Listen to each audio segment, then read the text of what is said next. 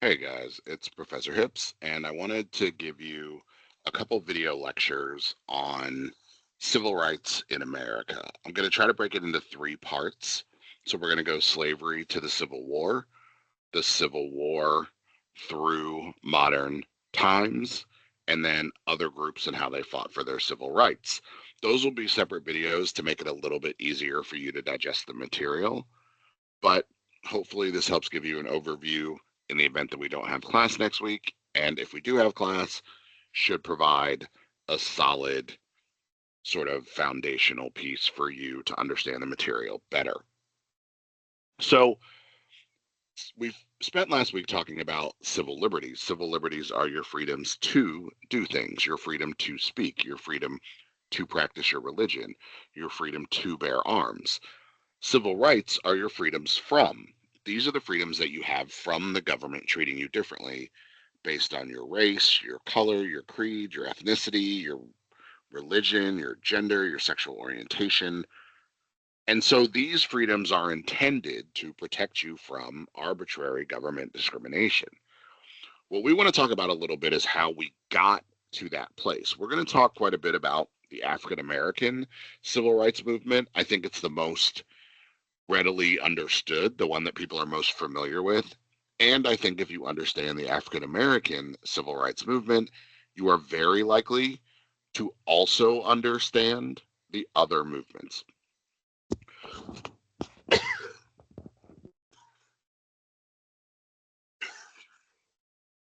My apologies. Having some throat issues there, but let's get started.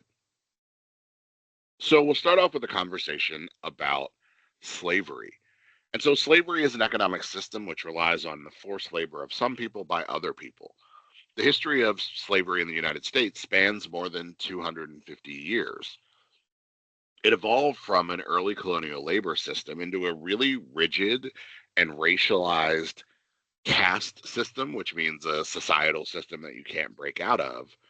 And it became foundational to the national economy and eventually became the primary cause of the Civil War.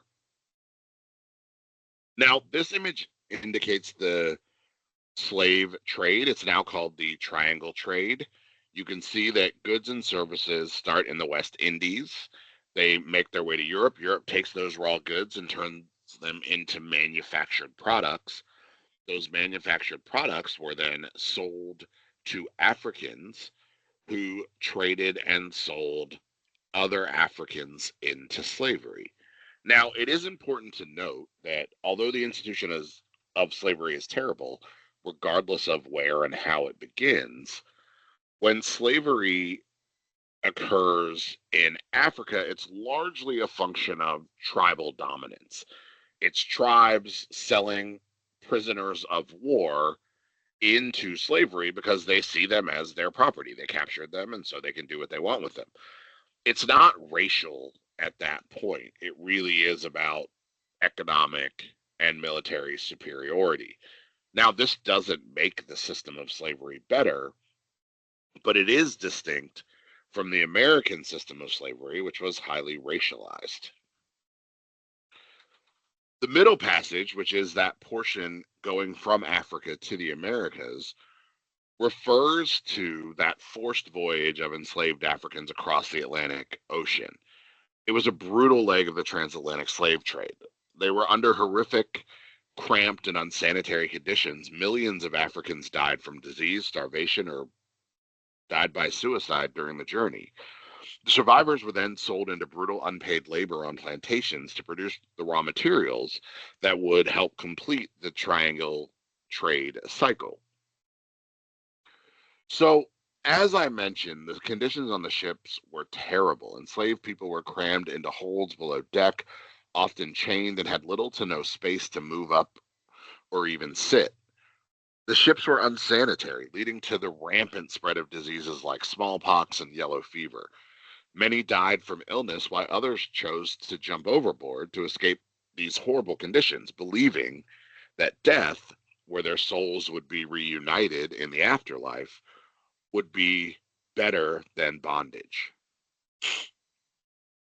The impact is significant.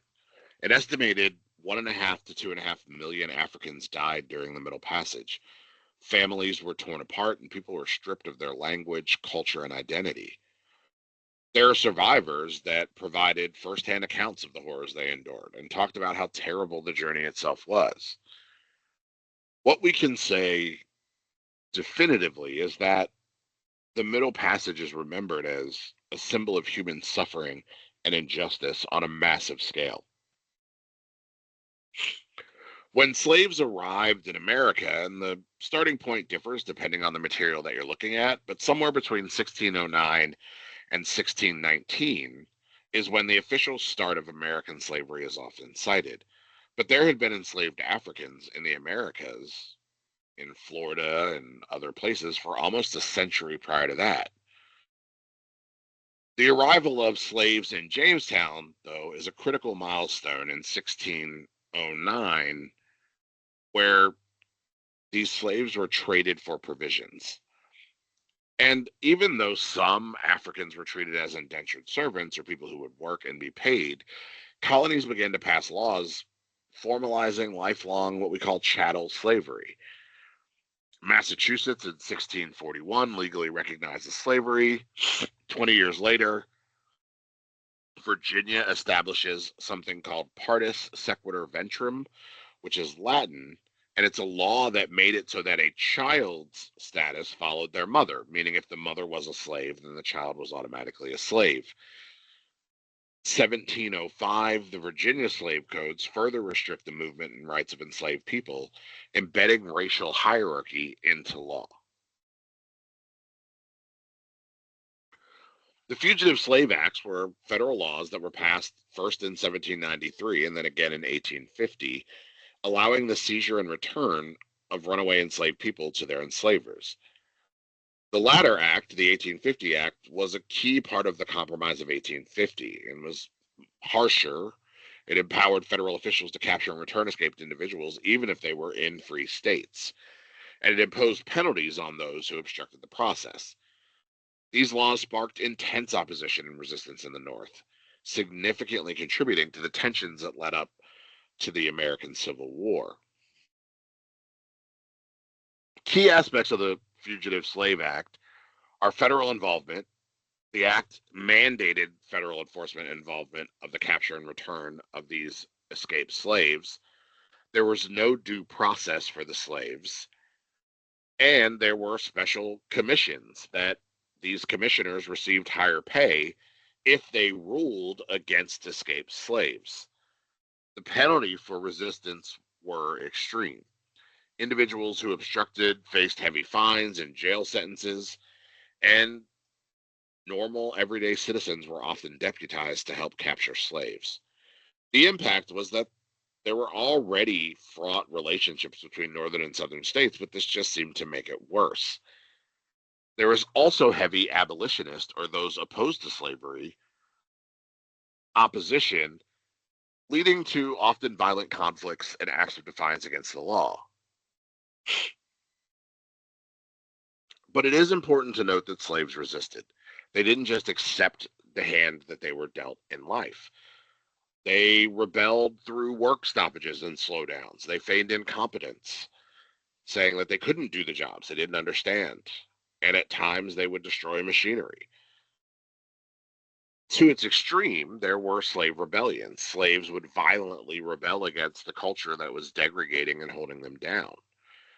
Turner's Rebellion was one of the most significant, where several slaves across several plantations escaped and murdered women, children, and men in their quest for freedom. Turner was eventually found and hanged, but that image was in the minds of those who thought to escape, that they didn't really have an opportunity to get away. They weren't going to have the opportunity to ever really be free. Slaves also resisted through the Bible and church. And this is important because the Bible that was originally presented to slaves had key components missing. It was missing the chapter of Exodus. If you think about it, it makes perfect sense that the masters would not want their slaves reading a biblical chapter highlighting how an oppressed group of slaves was able to overcome, wait for their deliverer, and then be delivered from bondage. And so, using the spiritual nature of overcoming and a deliverer that would come, slaves were able to, at least in their minds, overcome some of the worst parts of slavery. The slave codes were laws that were intended to control the behavior and movement of slaves. Slaves were not allowed to learn to read or write, own firearms, they couldn't marry outside of their race, and the penalty for violating these things was often to have body parts and appendages cut off. These laws also codified children born to slaves were automatically slaves, creating a system of generational slavery across the United States. When it comes time for the United States to write its own constitution, it begins to wrestle with the issue of slavery. It was complicated. A lot of times we present this idea as the North hated slavery and the South loved it, but it's not quite that simple. Although there was resistance to slavery in the North, it wasn't all motivated by a concern for the slaves. Some of it was economic, some of it was political. And so, as the framers wrote the Constitution, they needed to figure out how to tackle the issue of slavery once and for all. They make a couple agreements that end up being really important. First, the Three Fifths Compromise. This agreement determined that for every five enslaved people, only three would be counted when calculating a state's population for legislative representation and direct taxation. This gave slave states more power in Congress and in the Electoral College. Additionally, the North agreed to allow slave states to continue the slave trade for 20 years, from 1788 to 1808. It also allowed Congress to tax imported enslaved Africans. The impact this has is severe. The first impact we see is that it begins to dehumanize Africans in a way that is substantial. Excuse me. If they are not actually people, then we don't have to worry about what happens to them. We don't have to treat them with the same respect that we would real people who are whole human beings. The casual nature by which we dismiss these African slaves still plagues us today as we struggle with racial tensions across the country. A lot of things are happening in the interim from sort of the constitutional compromises in the early 1800s until the Civil War in the 1860s. We have Eli Whitney, who in 1793 creates the cotton gin, making cotton production highly profitable and increasing the demand for enslaved labor in the Deep South. There's also, even though there's a federal ban on importing slaves in 1808, there was a massive domestic trade, forcibly moving over 1 million people from the Upper South to the Deep South. So even though intercontinental trade was banned, there was still slave trading and buying occurring in the colonies. But there were still those who decided to fight against the system. Folks like Frederick Douglass and Harriet Tubman intensified pressure to end the institution, trying to find ways, either through their speaking or through the Underground Railroad, to find ways that African Americans would be able to overcome the obstacles that they were facing.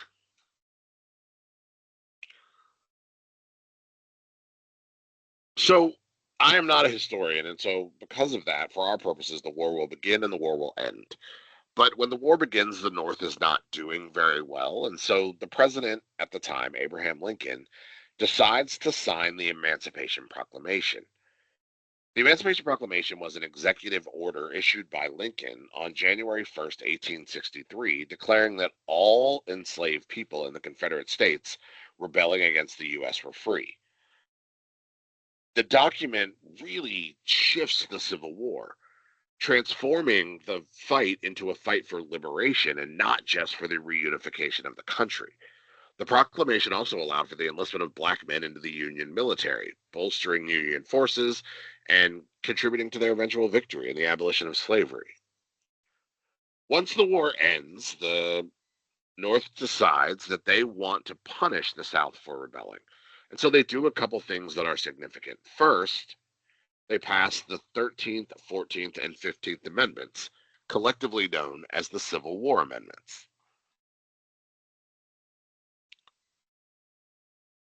These were all passed between 1865 and 1870.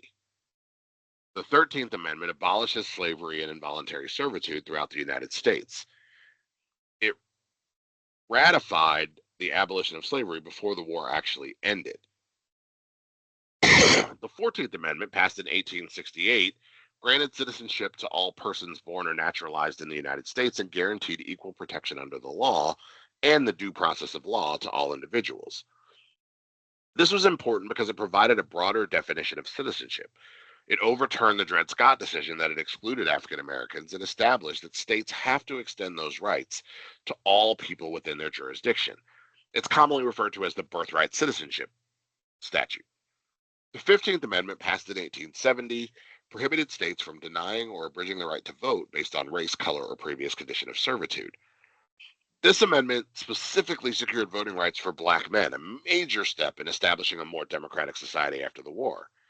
Together, these amendments fundamentally altered the Constitution to protect the rights of formerly enslaved people and laid a foundation for greater freedom and equality, though their enforcement faced significant challenges. In the next lecture, we're going to touch on what some of those challenges were and really try to get a grasp on how civil rights played out in the American context. As always, if you have any questions, please feel free to let me know, and I look forward to talking to you and seeing you in class. Bye now.